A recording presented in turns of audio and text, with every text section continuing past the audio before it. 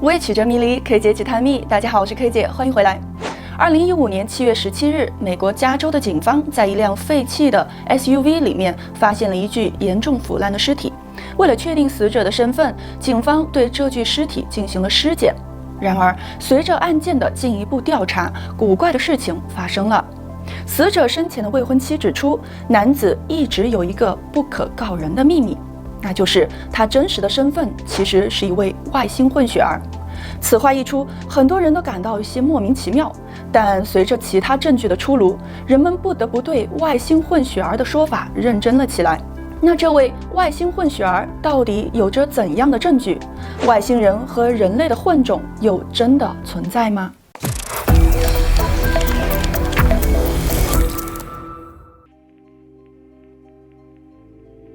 时间来到2015年7月17日的下午5点，在加州太平洋帕利塞德的住宅区附近，警方发现了一具已经腐烂的面目全非的男尸。经过一系列的调查，死者被确认为60岁的杰弗里。紧接着，洛杉矶警方在他的家中发现了价值500万美元的1200多支枪和重达7吨的弹药。此外，警方还查获了杰弗里名下的多辆军用车辆和23万美元的现金。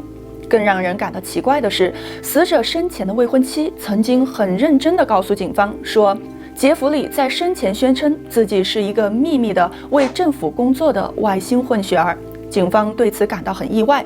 这时候，尸检结果也出来了。很多人知道，指纹是人体最后分解的皮肤组织。可让人震惊的是，在死者身上竟然找不到任何的指纹，也就是说，杰弗里是一个没有指纹的人。而且，警方在 DNA 和牙齿记录数据库里也查无此人。再加上他为什么会有那么多的武器呢？他的那么多钱是从哪里来的呢？这些似乎都能够证明他有着非同一般的身份，但他究竟是不是外星人和人类杂交的物种呢？让我们接着往下看。在 UFO 研究界中，关于杰弗里的故事存在着诸多争议。就曾有人暗示说，他的父亲可能参与过罗斯威尔事故的调查。这是一起在1947年发生在美国新墨西哥州的飞碟坠毁事件，至今仍然是个未解之谜。有人大胆推测说，杰弗里的父亲应该是一名科学家，可能是被派去研究残骸的。也许就是在那个时候，他父亲的基因被外星人放入了他们自己的人类基因池中。这些猜测听起来特别的天马行空，对吗？但是绝不是空穴来风哦。我们在曾经蜥蜴人那期就有提到过，1962年获得诺贝尔医学奖的科学家克里克就认为我们人类是外星生物创造的。这位科学家是 DNA 双螺旋结构的发现者。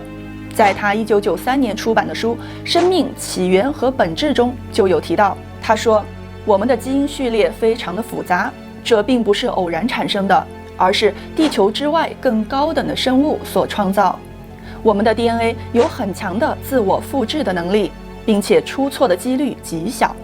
DNA 是外来创造者在设计人类时储存信息的最好的载体。事实上，历史上曾有多位声称自己被外星人绑架的人，也有人曾亲眼目睹过外星人与人类的杂交体。1961年9月19日，据新闻报道，美国人贝蒂·希尔和巴尼·希尔在深夜开车穿过新罕布什尔州时，曾目击到一架大型的飞碟从远处迅速地接近了他们，随后还在他们的汽车上空盘旋了一段时间。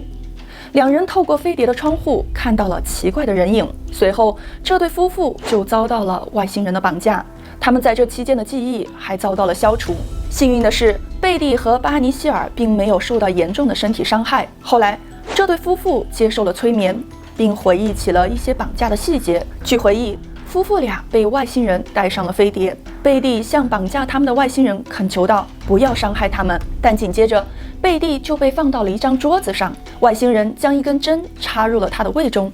另一边，外星人也从巴尼的身上提取了一些皮肤样本以及他的精子。他们不知道外星人为什么要这么做。当谈到外星人的长相时，贝蒂和巴尼表示，他们有着纤细的身体、椭圆形的大头以及大到惊人的眼睛。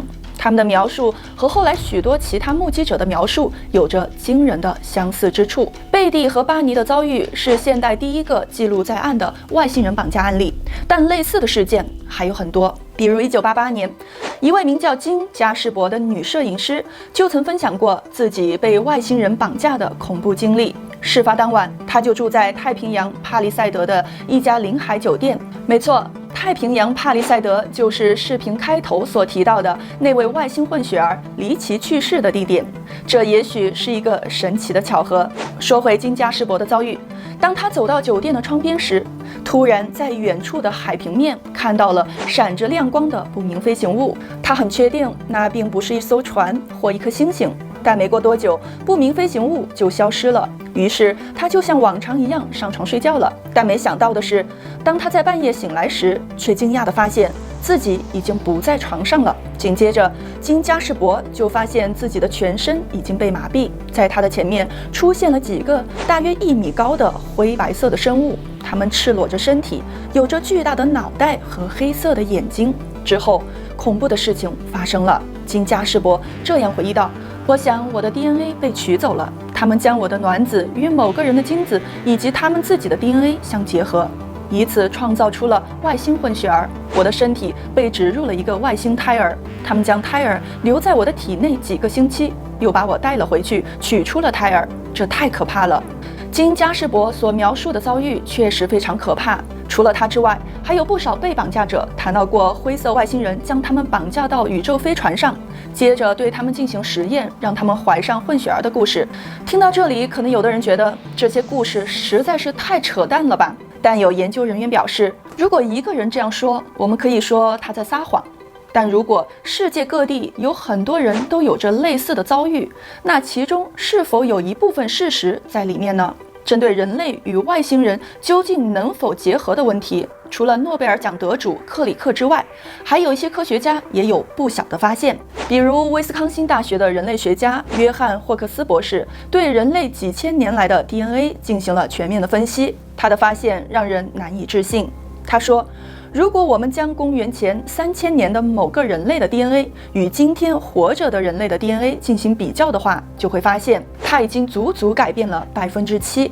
霍克斯博士通过绘制人类基因组图发现，在过去的5000年中，人类的 DNA 以超100倍的速度进化着。这种情况在人类历史上首次出现。对于这个事实，一些科学家提出了外星人与人类杂交的猜想。他们认为，在5000年前的某个时候，外星人类可能与当时的地球人进行了杂交，从而导致人类的 DNA 结构发生了巨大的变化。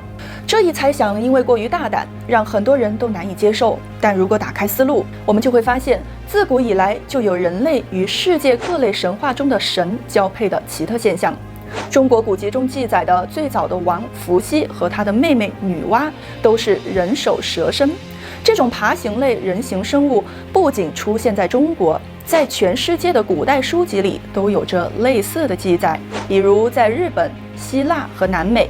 所以问题就来了，有没有可能在远古的时代，这些人和爬行类动物或另一个物种的混血生物并不是人们想象出来的，而是本来就存在的呢？不然为何不同的国家、不同的文化都能如此巧合地描绘记载同一种爬行类人形生物呢？而人们大都是从宗教和文化的角度来解释这类现象的。但如果你脑洞大开，从另一个角度来看，也许数千年前的人类可能真的与外星人相遇，甚至生活过，又或许我们真的是更高等生命创造出来的呢？